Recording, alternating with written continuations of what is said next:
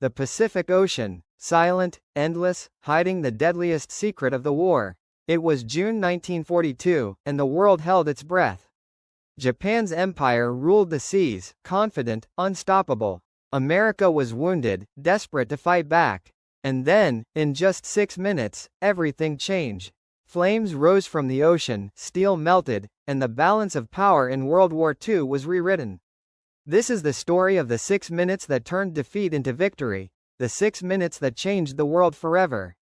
The ocean stretched endless and blue, a mirror under the June sun.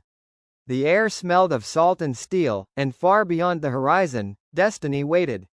Ships moved like shadows over the Pacific, carrying men who had no idea that in a few hours they would decide the future of a war, of nations, of the world itself.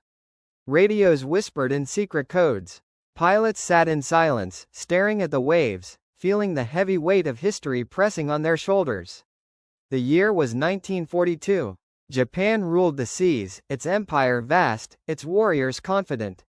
America was still bleeding from Pearl Harbor, still haunted by smoke and memory. But inside that pain, something fierce was awakening: courage, patience, and the will to strike back. No one knew that 6 minutes could hold the power to change everything. 6 minutes that would shatter pride, ignite hope, and alter the balance of the Pacific forever. This was not just another battle. It was a turning point carved in fire and fate. And it began with silence over Midway, silence before the storm.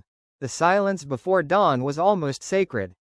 The men aboard the American carriers Enterprise, Hornet, and Yorktown woke to the sound of engines warming in the dark. They did not speak much. They drank their coffee slowly, checked their gear, stared at photographs tucked into helmets. Somewhere in that vast expanse of ocean, the Japanese fleet was moving toward them, confident, invisible, lethal. Admiral Isoroku Yamamoto, mastermind of Pearl Harbor, believed the Americans were broken. His plan was elegant and deadly. Draw what remained of the U.S. Pacific Fleet into a trap at Midway Island, destroy it, and crush America's spirit once and for all. The Imperial Navy had never been defeated. Its carriers, Akagi, Kaga, Soryu, and Hiryu, had spread fire across the Pacific, from Pearl Harbor to the Indian Ocean. Japan stood at the height of its power. But in hidden rooms on the island of Hawaii, American codebreakers had already torn a hole in Yamamoto's secret. They had cracked JN-25, Japan's most complex naval code. Commander Joseph Rochefort and his small team, working in stifling rooms filled with cigarette smoke and static, had discovered that the target known as AF was none other than Midway. Their discovery changed everything. When Admiral Chester W. Nimitz read their report, he understood the opportunity fate had offered. If he could prepare in silence, position his carriers north of Midway, and wait for the Japanese to strike, he might turn their own trap against them. It was a gamble of impossible odds, but he took it. On June 3, American patrol planes scouted the ocean. The first contact came in a single coded message: enemy sighted. The tension spread like electricity through the ships. Crews rushed to stations, planes rolled onto flight decks, and orders thundered across the radios. Yet no one could see the enemy. Clouds hung low, and the Pacific stretched endless, quiet, deceptive. At dawn on June 4, Japanese aircraft roared from their carriers, streaking toward Midway Island. Their mission: obliterate its defenses, soften it for invasion. Bombs rained down, setting the island ablaze. The sky turned black with smoke. American Marines on the ground fired back with anti-aircraft guns, their faces streaked with sweat and grit. The attack seemed unstoppable, but while Japan's planes struck Midway, its carriers remained exposed, vulnerable.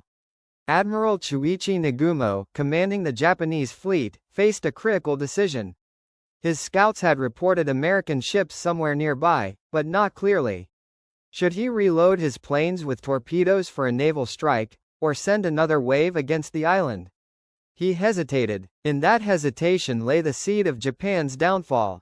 American planes were already on their way. From Midway Island itself, battered B-26 bombers and torpedo planes launched into the sky, flying low, through flak and fire. Many never made it back. They came in waves, one after another, attacking blindly, courage outweighing logic. Japanese fighters tore them apart. Yet their sacrifice forced the Japanese carriers to keep maneuvering, to keep their decks occupied. Far above the clouds, another group was closing in, the dive bombers of the Enterprise in Yorktown. They had been searching for hours, nearly out of fuel, lost among endless blue. Some squadrons had already turned back. Then, almost by accident, they spotted the wake of a Japanese destroyer racing across the waves. They followed it, and there, glittering below, lay the heart of the Japanese fleet. The clock struck mid-morning. The Japanese carriers were in chaos. Deck crews ran back and forth, torpedoes and bombs scattered, fuel lines snaking across the decks. Planes were being refueled, rearmed, all at once. The sky was filled with returning fighters landing, taking off, shouting orders, confusion everywhere. At 10:22 a.m., the American dive bombers came screaming down from the sun. In those 6 minutes that followed, the world shifted. From the Enterprise, Lieutenant Commander Wade McCluskey led his group into a steep dive. The target, Kaga, the bombs fell true. One after another, they struck the flight deck, igniting the planes and fuel stored below. Flames erupted like a volcano. Men ran, screaming, as explosions ripped through the ship. Smoke curled thousands of feet into the air. Nearby, the Akagi was hit next. A single bomb, perfectly placed, penetrated her deck and detonated near the hangar. Within seconds, fire consumed the flagship of the Japanese fleet. Admiral Nagumo could only stare, helpless, as his pride turned into an inferno. Then came Soryu. Bombs tore through her midsection, detonating torpedoes.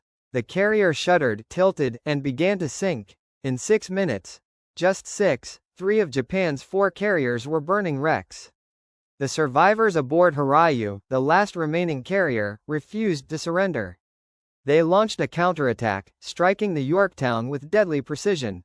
The American carrier burned, but her crew fought to save her.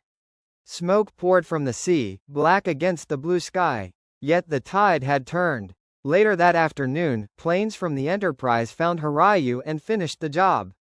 Bombs struck, fires roared, and by sunset, all 4 Japanese carriers lay crippled beneath the waves. By nightfall, the Pacific was littered with wreckage. Oil slicks stretched for miles. Lifeboats drifted, filled with exhausted men staring at the horizon, wondering what it all meant. In those waters, history was rewritten. The Battle of Midway ended Japan's dream of dominance. The empire that had seemed unstoppable was now bleeding, its finest pilots lost, its carrier force destroyed. America had not just survived, it had risen. But for the men who fought, victory carried a heavy silence. They had seen comrades vanish into fire and sea. They had watched courage and terror blend into one. And when the engines cooled and the ocean grew quiet again, they knew, the war was far from over, but the tide had turned. The night after the battle smelled of smoke and oil. The ocean flickered with dying fires, orange reflections trembling across black waves. The sound of distant explosions had faded, replaced by the slow rhythm of water slapping against metal. The men who survived moved like ghosts across their decks. Some stared silently at the horizon. Some prayed. Some whispered the names of friends who would never return. In the Japanese fleet, disbelief filled the air. Messages crackled over the radios, half broken by static. Reports came in one after another: Akagi lost, Kaga lost, Soryu lost, Hiryu burning. Admiral Yamamoto sat in silence aboard his flagship, far behind the front. His hands rested on the map spread before him, and for a long time, he said nothing. He had built his strategy on precision and discipline, yet fate had turned against him. He had warned before the war that if Japan could not secure victory quickly, it would be crushed by American industry and willpower. Now he could feel that prophecy beginning to unfold. Thousands of miles away, in Pearl Harbor, Admiral Chester Nimitz received the news with quiet restraint. There was no cheer, no celebration, only a deep exhale of relief. He knew how narrow the margin had been. A single decision, a few minutes' hesitation, a lucky turn of the sun, those had decided everything.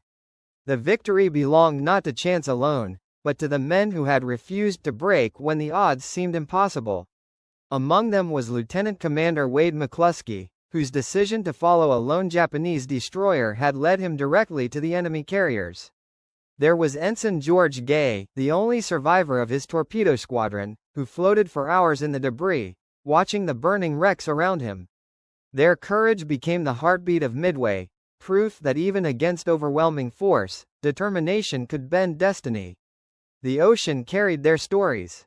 Beneath those same waters lay the bodies of hundreds of men, Japanese and American alike, bound together in the silence of the deep. Their ships had burned, but their struggle had carved the shape of the war to come. In Tokyo, the news reached the emperor. Official reports softened the scale of the disaster, but the truth could not be hidden. 4 carriers gone, over 300 planes destroyed, more than 3,000 men lost. The heart of the Imperial Navy, shattered. In meeting rooms filled with cigarette smoke and fear, officers argued about how it could have happened. Some blamed fate, others blamed Nagumo's hesitation. No one dared to speak of the deeper truth. Japan had underestimated its enemy. Meanwhile, in America, the victory at Midway spread through headlines like fire. Newspapers screamed words the people had been waiting to read since Pearl Harbor: victory in the Pacific. Crowds gathered in the streets, waving flags, shouting, crying. Mothers who had feared the worst for their sons finally allowed themselves to hope. Factories roared louder, recruitment surged. The nation, once wounded and uncertain, found its spirit again. But the men who had fought the battle did not see themselves as heroes. They knew how close it had been, how easily the tide could have turned. They remembered the smoke, the screaming engines, the sight of ships disappearing into flame. They knew that every victory carried its own ghosts. The sea around Midway slowly returned to calm. The waves washed over twisted steel, scattered lifeboats, drifting helmets. Seabirds circled overhead, indifferent to the ruins below. The Pacific, vast and eternal, absorbed everything: the fire, the blood, the memory. For Japan, Midway was not just a defeat, it was the beginning of decline. Without its carriers, the empire could no longer strike across the ocean with the same strength. Its pilots, once the pride of the fleet, could not be replaced. The long war that followed would grind down the empire piece by piece, island by island, until the day the rising sun finally set over Hiroshima and Nagasaki. For America, Midway was more than a turning point. It was proof that intelligence, courage, and unity could overcome even the most powerful enemy. The codebreakers who had worked in silence became the unseen heroes of the Pacific. Their invisible war had made the visible victory possible. Years later, when survivors gathered and historians wrote their accounts, they all returned to that same moment, 6 minutes in June 1942, when the world's balance shifted. Those who had been there spoke of it in quiet voices, their memories sharp as shrapnel. The roar of engines, the dive toward the decks, the heat of the flames, those sensations never left them. Wade McCluskey once said he never thought about heroism. He thought only about doing his duty, about trusting his men and his instincts. But history remembered him, as it remembered all who had taken flight that day, and all who never returned. As decades passed, the name, Midway, came to mean more than a battle. It became a symbol of resilience, of sacrifice, of the razor's edge where chance and courage meet. It taught generations that wars are not won only with weapons but with decisions made in moments that can never be repeated. In the museums that now hold fragments of the ships, in the archives where faded maps still bear pencil marks from Nimitz's desk, in the quiet ceremonies held each June, that lesson endures. The Pacific wind still carries the echo of those engines, the faint memory of fire against sky. 6 minutes. That was all it took to change the course of history. But behind those 6 minutes were countless hours of fear, of faith, of preparation, of human will refusing to break.